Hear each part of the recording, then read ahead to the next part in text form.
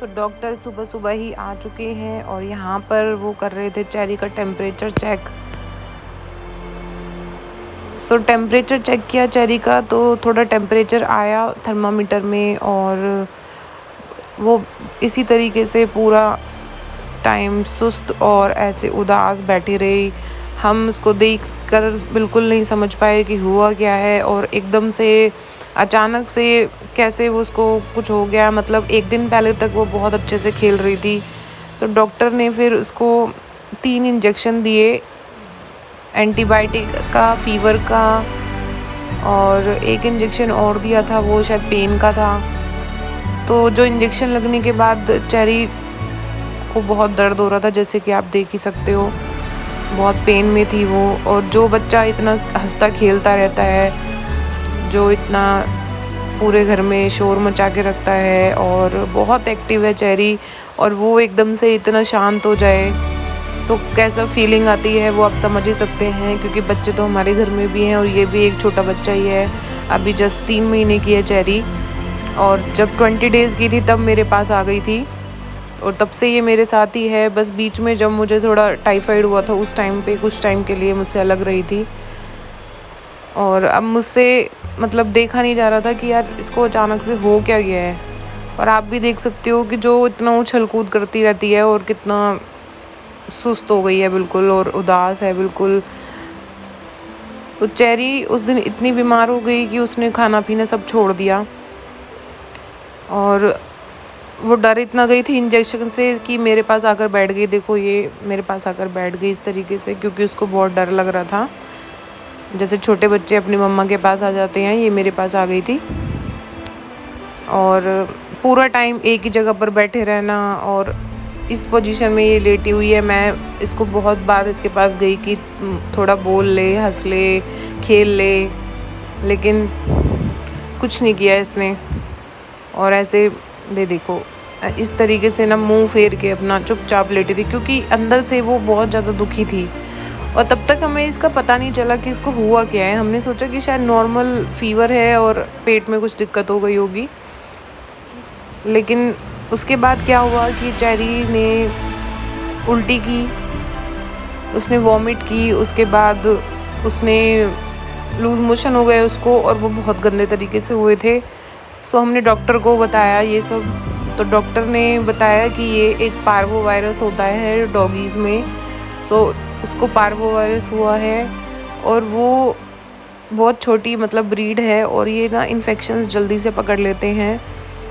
तो इसने पार्क में या कहीं से ये इन्फेक्शन पकड़ लिया। तो उसके बाद इसको 3 दिन से ड्रिप लग रही है। मीन्स आज 4th डे है जब मैं इस वीडियो को एडिट करके आपको बता रही हूँ। आज 4th डे है, और मतलब 4 दिन से इसको ड्रिप लग रही है सुबह शाम। बहुत पेन में है चेरी, और क्योंकि ये बहुत छोटा बच्चा है, इसकी वेन मिलने में भी बहुत टाइम लगता है, और इस तरीके से इसको ड्रिप लगती है सुबह शाम।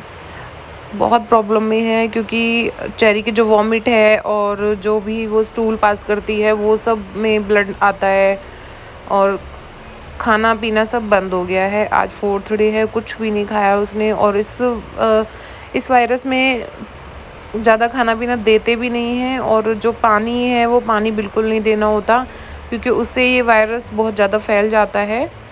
तो अब जो इसका ट्रीटमेंट चल रहा है, जैसे कि मैं बता रही हूँ, आज 4th डे है, तो अब इसकी कंडीशन काफ़ी बेटर है। लेकिन 3 दिन तक इसकी कंडीशन बहुत ख़राब रही है। डॉक्टर्स ने तो ये भी बोल दिया था कि 50-50 चांस है इसके ज़िंदा रहने के। और अब जब इसको एंटीबायोटिक वगैरह लगते हैं तो ये साथ साथ इसका इन्फेक्शन स्टूल के थ्रू पास हो जाता है, और ये बहुत ज़्यादा मतलब ऐसे गंदी हो जाती है। और इसको मतलब थोड़ा हाइजीन करने के लिए मैं यहाँ पर क्लीनिंग कर रही हूँ इसकी। मैं इसको अच्छे से डिटॉल के पानी से इसको क्लीन करती हूँ, और इसका पूरा फ्लोर वगैरह सब मैं क्लीन करती हूँ, क्योंकि ये बच्चा जो है इस टाइम बहुत ही ज़्यादा तकलीफ़ में है। और मैं समझ सकती हूँ, क्योंकि जब मैंने इसको देखा है, शुरू से मैंने इसको पाला है, और अब जब इसकी ये कंडीशन है तो मुझे अपने बच्चों में और इसमें कोई ख़ास फ़र्क नज़र नहीं आता। मुझे अपना बच्चा ही लगता है ये। सो मुझे इसकी किसी भी चीज़ से कोई ज़्यादा प्रॉब्लम नहीं होती है। मैं अच्छे से इसकी केयर करती हूँ और आप देख भी रहे हो कि मैं किस तरीके से कर रही हूँ यहाँ पर।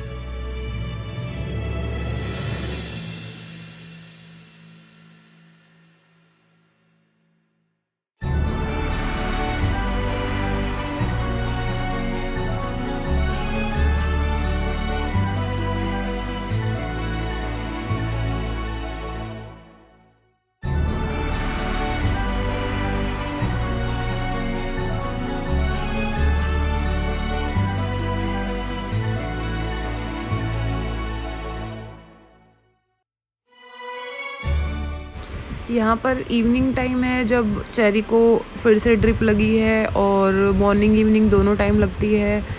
सो मैं इसकी फिर से क्लीनिंग कर रही हूँ। मुझे बहुत टाइम लग जाता है चेरी की क्लीनिंग करने में और क्लीनिंग सिर्फ दो टाइम नहीं होती है जब इसको ड्रिप लगती है।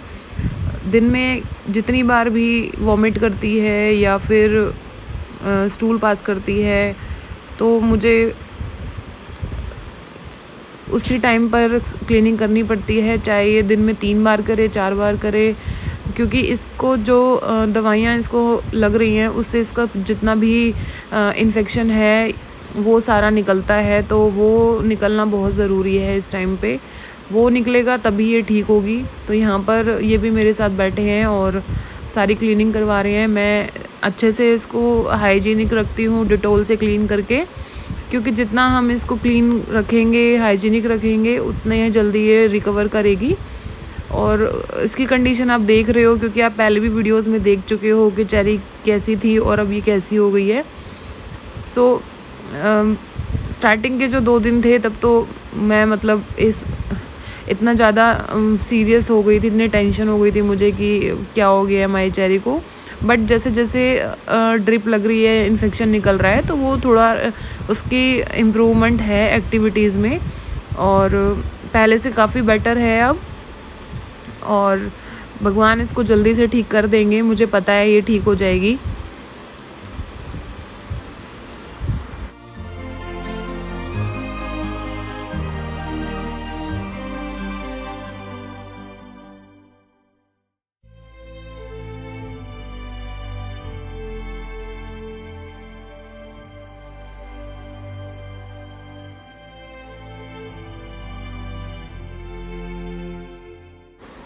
सो फ्रेंड्स, आज का वीडियो बस यहीं तक ही है और सारी चीज़ें मैंने आपको ऑलमोस्ट बताई दी हैं कि क्या क्या हुआ है इन 3 दिनों में।